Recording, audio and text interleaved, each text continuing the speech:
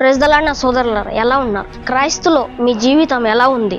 క్రైస్తులో మీ జీవితం అంటే ఏంటి? క్రైస్తులో మీరు ఎందుకు పోరాడుతున్నారు? ఇలాంటి క్వశ్చన్లకి మీకు ఆన్సర్ అంటేనే ఈ వీడియోలో దొరకబోతుంది. నేను ఒక విషయం చెప్పాలనుకుంటున్నాను. క్రైస్తవులు ఈరోజు చాలామంది వస్తున్నారు, కానీ వాళ్ళకి నిజమైన శాంతి అనడము దొరకట్లేదు. ఎందుకంటే వాళ్ళు భూమి పైన ఉన్న దాంట్లో ఆశలు పెట్టుకున్నారు. ఎలాంటివి?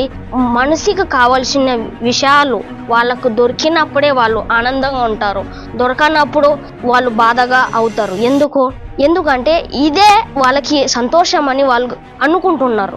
నేను ఒక విషయం చెప్తాను, అసలైన శాంతి అంటే ఇది కాదు. ఈ లోకంలో ఉన్నది ఏదైతే దొరుకుతుందో అదే తీసుకొని అదే దాంట్లో సంతోషం ఉండి ప్రభు దగ్గరికి వెళ్ళాలి.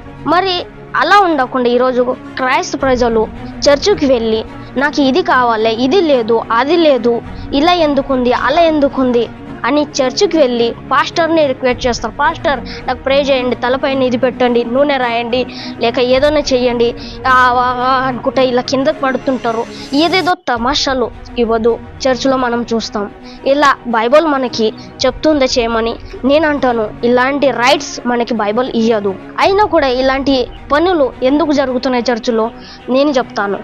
ఇలాంటి పనులు సైతాన్ ద్వారా జరుగుతున్నాయి. సైతాన్ చర్చిలో కూడా ఎంట్రీ చేస్తాడా? అవును, చర్చిలో కూడా వాడు ఎంట్రీ చేస్తాడు. మనం గమనించామా బైబిల్లో? యేసు ప్రభు ఏ రాజు అయితే పవిత్ర ఆత్మ పొందిన తర్వాత అడవిలోకి వెళ్ళి ఉపవాసం చేశాడో అప్పుడే సైతాన్ వచ్చి పరీక్షించాడు. ఎందుకు? అపవాది వచ్చి యేసు ప్రభు దగ్గర పరీక్షించి చూశాడు, నా జాల్లో పడతాడా లేదా అని. యేసు ప్రభు పడాడా? లేదు. అలాగనే ఈరోజు చర్చిలోకి వచ్చి సైతాను చాలా మందిని పరీక్షిస్తాడు. జాలంలో పడతారా చూద్దామని ట్రై చేస్తాడు. చాలా మంది పడతారు, చాలా మంది వచన్ను గుర్తుపెట్టుకొని తప్పుకుంటారు. వానికి వార్నింగ్ ఇచ్చి వెళ్ళిపోతారు. ఇలాంటి ప్రాబ్లమ్స్ ఉన్నాయి కాబట్టి ఈరోజు మనం జాగ్రత్తగా ఉండాలని ఈ వీడియో మీకు చేశాను. ఈ మాట మీకు అర్థమై ఉంటే దేవుడు మీకు దీవించును గాక.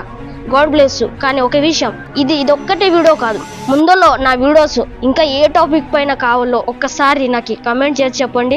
ఆ టాపిక్ పైన మీకు వీడియో తెస్తూ ఉంటాను. మీరు అర్థం చేసుకున్నారని నేను భావిస్తున్నాను. ప్రభులో మీ అందరికి శాంతి ఇవ్వాలని నేను దేవుణ్ణి కోరుకుంటున్నాను. God bless.